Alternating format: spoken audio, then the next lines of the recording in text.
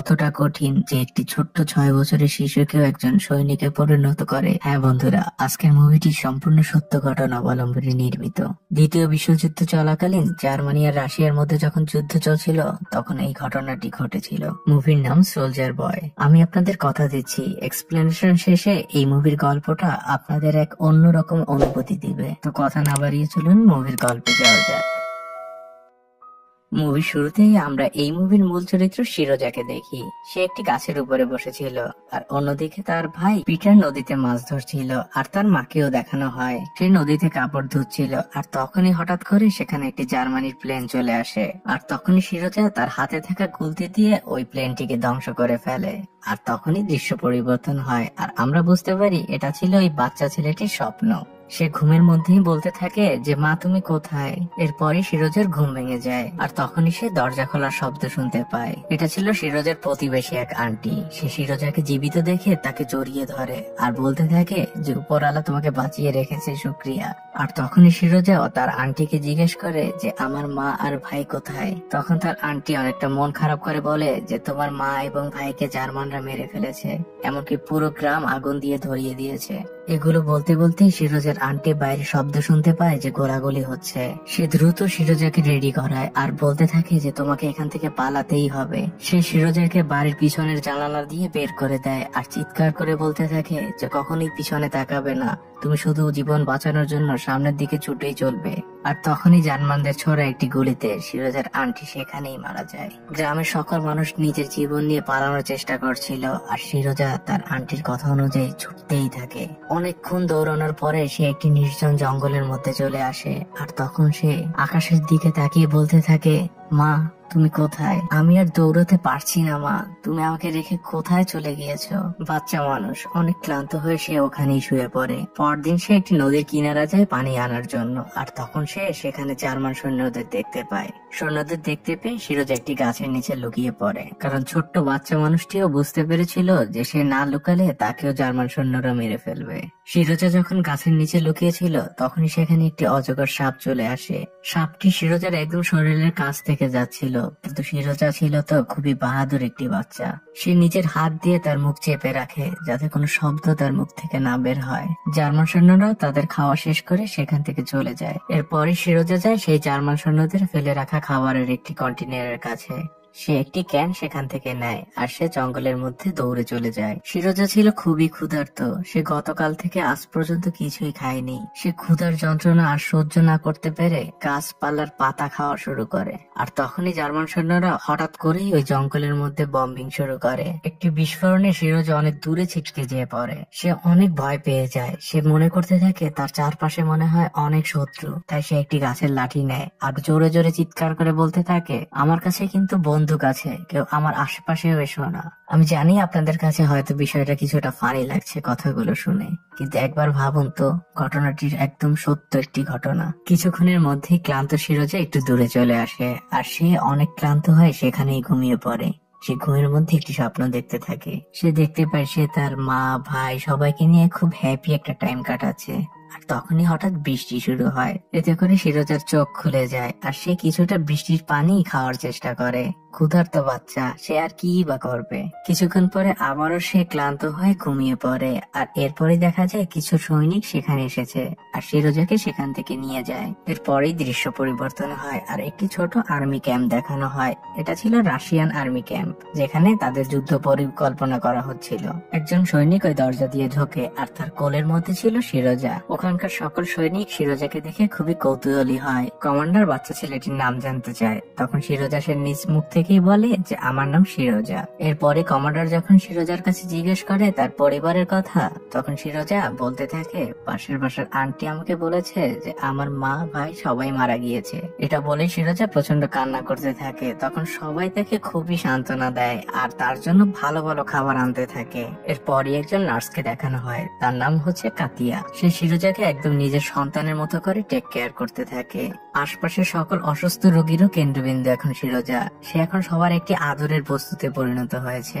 একদিন কমান্ডার আসে শিরোজার সাথে দেখা করতে। শিরোজা কমান্ডারের সাথে অনেকক্ষণ গল্প করে, আর একটা পর্যায়ে সে কমান্ডারের বন্দুক সম্পর্কে জানতে চায়। কমান্ডার তখন তাকে বন্দুকের সবকিছু তাকে খুব ভালোভাবে শিখিয়ে দেয়। কমান্ডার যখন সিরোজার সাথে কথা শেষে বাইরে বের হয়, তখন কাতিয়া কমান্ডারকে রিকোয়েস্ট করে যেন সিরোজাকে এই ক্যাম্পেই রেখে দেওয়া হয়, কারণ কমান্ডার ডিসিশন নিয়েছিল যে সে সিরোজাকে কোনো এতিমখানায় পাঠিয়ে দিবে, কারণ এটা তো একটা যুদ্ধের ক্যাম্প, এখানে তো যে কোনো সময় এই বাচ্চা ছেলেটির কোনো বিপদ হতে পারে। তাই কমান্ডার কাতিয়ার কোনো কথা শোনে না, সে তার সিদ্ধান্তে অনড় থাকে। পরদিন দেখা যায় যে কিছু সৈনিক এসেছে সিরোজার সাথে দেখা করতে। তারা সিরোজার সাথে খেলাধুলা আর হাসির আড্ডায় মেতে ওঠে। আর এই দৃশ্য দেখেই বোঝা যাচ্ছিল যে ওই ক্যাম্পের মধ্যে সিরোজা এখন মধ্যমণি, সবার ভালো থাকার একমাত্র কারণ এই বাচ্চা ছেলেটি। ওই ক্যাম্পের কেউই চাচ্ছিল না যে সিরোজা তাদের ছেড়ে অনাথ আশ্রমে চলে যাক। রাতের বেলা কাতিয়াও তার বান্ধবীকে একই কথাই বলতে থাকে। পরের দিন দেখা যায় যে একজন সৈনিক কমান্ডারের কাছে এসেছে, আর সে কমান্ডারকে রিকোয়েস্ট করতে থাকে সিরোজাকে যেন অনাথ আশ্রমে না পাঠানো হয়, কারণ সিরোজা তাদের একমাত্র সুখের কারণ হয়ে দাঁড়িয়েছে এই যুদ্ধক্ষেত্রে।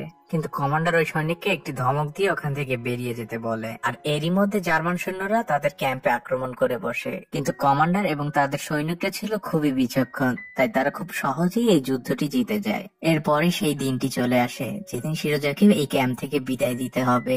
কাতিয়া সিরোজাকে অনেক সুন্দর করে সাজিয়ে কমান্ডারের কাছে নিয়ে আসে, আর সে সিরোজাকে কমান্ডারের কাছে রেখেই ওখান থেকে চলে আসে, কারণ কাতিয়া কোনোভাবে সহ্য করতে পারবে না তার চোখের সামনে সিরোজাকে এই ক্যাম্প থেকে বিদায় দেওয়া। ক্যাম্প থেকে বিদায় নেবার আগে কমান্ডার সিরোজার সাথে অনেকক্ষণ গল্প করতে থাকে। সিরোজা তখন অনেক কাঁদতে থাকে, সে কোনোভাবেই এই ক্যাম্প থেকে চলে যেতে চাচ্ছিল না, কিন্তু কমান্ডার তো আসলে তার নিরাপত্তার কথা চিন্তা করছিল। কমান্ডার নিজেও তাকে ছেড়ে যেতে অনেক কষ্ট হচ্ছিল। কমান্ডার তার হাতেই বানানো একটি কাঠের পিস্তল সিরোজাকে গিফট করে। সিরোজা এটা দেখে খুবই খুশি হয়, সে কমান্ডারের গলা জড়িয়ে ধরে কাঁদতে থাকে। আর এবার আর কমান্ডার তার নিজের আবেগকে আর কন্ট্রোল করতে পারে না, সে সিরোজাকে জড়িয়ে ধরে বলতে থাকে, তুমি কি আমার ছেলে হয়ে থেকে যাবে সারা জীবন? সিরোজা তো খুবই খুশি হয়ে যায়, সে হ্যাঁ বলে দেয় সাথে সাথেই। আর কমান্ডার ওই অরফান লেটারটি সাথে সাথেই ছিঁড়ে ফেলে। আর সিরোজা যে এই ক্যাম্প থেকে চলে যাচ্ছে না, এই খবরটি মুহূর্তের মধ্যে পুরো ক্যাম্পে ছড়িয়ে পড়ে, আর পুরো ক্যাম্প জুড়ে একটি খুশির আমেজ সৃষ্টি হয়। তাদের কাছে মনে হচ্ছিল যে তারা অনেক বড় একটি যুদ্ধের জয়লাভ করেছে। রাতের বেলা সবাই মিলে সিরোজার জন্য নিজেদের ড্রেস কেটে একটি আর্মি ড্রেস বানায়। কাতিয়া সিরোজার জন্য ছোট্ট একটি জুতো বানায় আর্মিদের। মানে পুরো ক্যাম্প জুড়ে একটা উৎসবের সৃষ্টি হয়েছে এই ছোট্ট বাচ্চাটির জন্য। পরদিন সকালে যখন সিরোজার ঘুম ভাঙে, তখন কমান্ডার সিরোজাকে একটি আর্মি ড্রেসটি দেয়। সিরোজা তো মহা খুশি, সে ওই ড্রেসটি পরেই সাথে সাথে বাইরে বের হয়, আর সে ক্যাম্পের সবাইকে স্যালুট করতে থাকে আর তার ড্রেসটি দেখাতে থাকে। আর এরই মধ্যে জার্মান বাহিনী আবারও তাদের উপর আক্রমণ করে বসে, আর এই আক্রমণে অনেক সৈনিক আহত হয়, সেই সাথে নিহত হয়। চারদিকে সবাই ছোটাছুটি করছিল, আর সিরোজা চাচ্ছিল সে আহত সৈনিকদের কিভাবে সাহায্য করতে পারে। সে কোনো কিছুই খুঁজে পাচ্ছিল না। তখনই সে আহত সৈনিকদের যেখানে রাখা হয়েছিল সেই ঘরে চলে যায়, আর সেখানে আহত সবাইকে সে পানি খাওয়াতে শুরু করে। একজন সৈনিক যার দুটো চোখই এই যুদ্ধে নষ্ট হয়ে গিয়েছে, সে সিরোজাকে বলে, আমার বাড়ি থেকে যে চিঠিটা এসেছে তুমি কি আমাকে একটু পড়ে শোনাবে? সিরোজা তখন চিঠিটা পড়তে শুরু করে। সে বলতে শুরু করে যে তোমার বাড়ির লোকরা সবাই তোমাকে খুবই ভালোবাসে, তারা সবাই অনেক ভালো আছে আর তোমাকে অনেক মিস করে।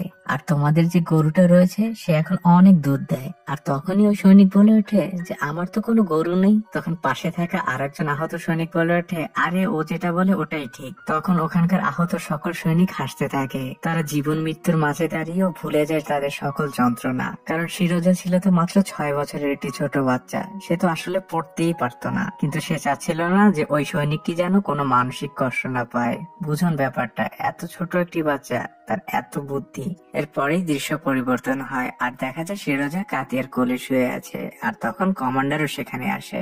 কমান্ডার কাতিয়াকে কিছু বলতে চাচ্ছিল, কিন্তু সে কোনোভাবেই বলতে পারছিল না। আর এর মধ্যে সিরোজা উঠে যায়, তাই সে এবার কোনোভাবেই বলতে পারে না। কমান্ডার আসলে কাতিয়াকে অনেক পছন্দ করত, আর কাতিয়াও কমান্ডারকে অনেক পছন্দ করত, কিন্তু তারা দুজনকে কখনো এই কথাটা মুখ ফুটে বলতেই পারেনি। এরপরে দেখা যায় যে সিরোজা শেভ করার চেষ্টা করছে, আর এটা দেখে ওইখানকার সৈনিকরা অনেক হাসাহাসি শুরু করে। তারা শিরোজাকে জিজ্ঞেস করে যে কি তুমি কি প্রেম করতে যাচ্ছ?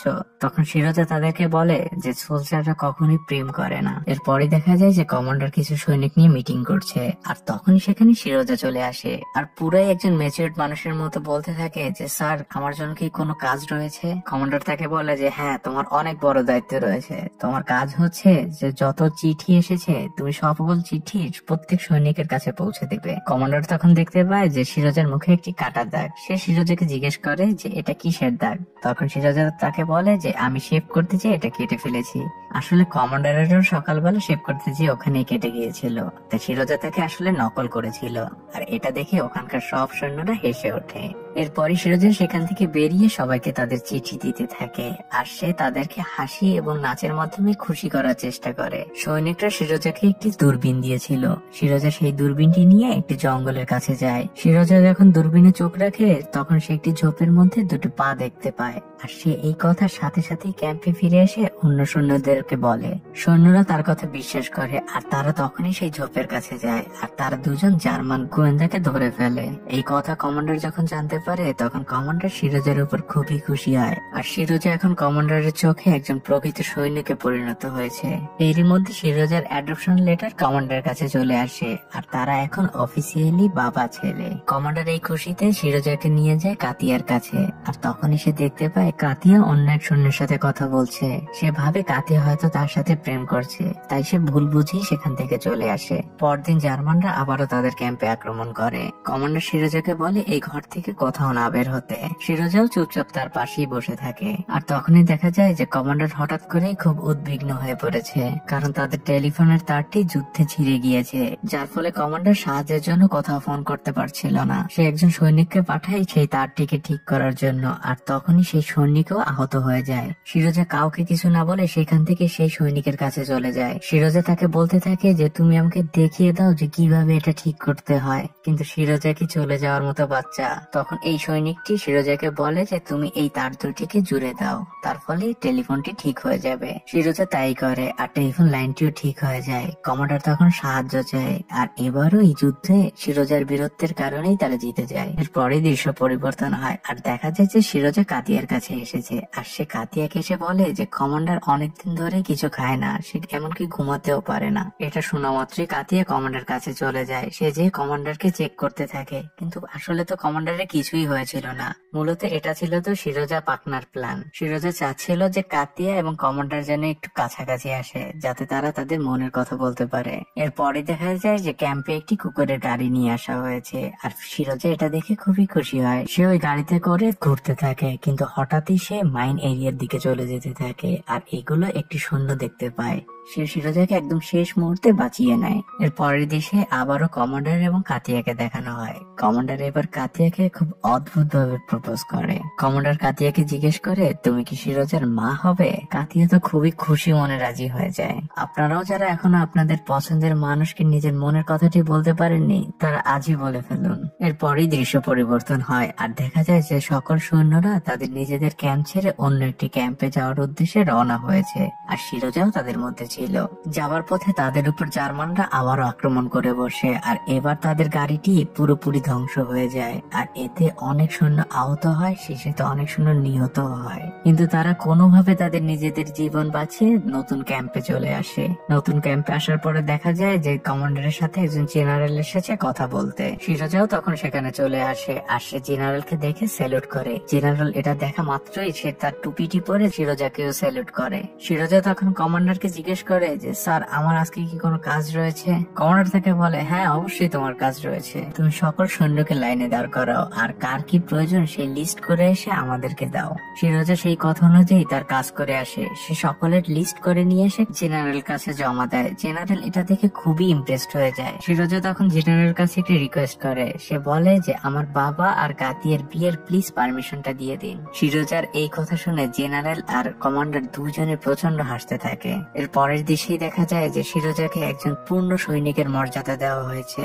তাকে ব্যাস পরিয়ে দেওয়া হয়েছে। আর এই মুহূর্তটা ছিল সবার জন্য খুবই খুশির। কিন্তু ওই দিন রাতে জার্মানরা আবারও তাদের ক্যাম্পে আক্রমণ করে। আর এবারের আক্রমণটা আগের মতো অত ছোট ছিল না, এবার একটা বৃহৎ আক্রমণ করে তারা ওই ক্যাম্পে। শিরোজা তার বাবা অর্থাৎ কমান্ডারকে কোথাও খুঁজে পায় না। সে চারিদিকে তার বাবাকে খুঁজতে থাকে। শিরোজা একজন সৈনিকের কাছে যায় আর তাকে বলতে থাকে, প্লিজ আঙ্কেল, আমার বাবাকে খুঁজে বের করুন, তাকে বাঁচান প্লিজ। শিরোজা কাঁদতে থাকে আর সৈনিকটি তাকে বুকে জড়িয়ে ধরে। আর এখানেই দেখানো হয় যে একটি যুদ্ধের প্রভাব একটি ছোট্ট বাচ্চা শিশুর উপরেও যে কতটা পড়তে পারে। যে বাচ্চাটির আজ তার মায়ের কোলে থাকার কথা ছিল, যার খেলতে যাবার কথা ছিল, সে আজ যুদ্ধক্ষেত্রে যুদ্ধ করছে। যখন মনে পড়ে যায় যে এই ঘটনাটিটা সম্পূর্ণ সত্য ঘটনা, তখন শরীর শিহরণ দিয়ে ওঠে। একবার চিন্তা করে দেখুন, 6 বছর বয়সে আপনি বাবা মার কোলে ছিলেন, আনন্দে খুশিতে ছিলেন, কিন্তু এই বাচ্চাটিকে যুদ্ধ করতে হয়েছিল। পরদিন যখন যুদ্ধ থেমে যায়, তখন শিরোজা যায় তার বাবার কাছে। তার বাবা ছিল খুবই আহত। শিরোজা তার বাবার এই অবস্থা দেখে খুবই কাঁদতে থাকে। তখন তার বাবা তাকে বলে, ম্যান ডোন্ট ক্রাই। আর এখানেই মুভিটি শেষ হয়ে যায়। আর দেখানো হয় যে এরপরে শিরোজা এই সৈনিক দলের সাথে জার্মানি, পোল্যান্ড অনেক জায়গাতেই যুদ্ধ করেছিল। তো কেমন লাগলো এক্সপ্লেনেশনটি? যদি একটুও ভালো লেগে থাকে তাহলে অবশ্যই একটি লাইক দিবেন আর সাবস্ক্রাইব করে চ্যানেলটিকে সাপোর্ট করবেন। তো আজকের মতো বিদায়।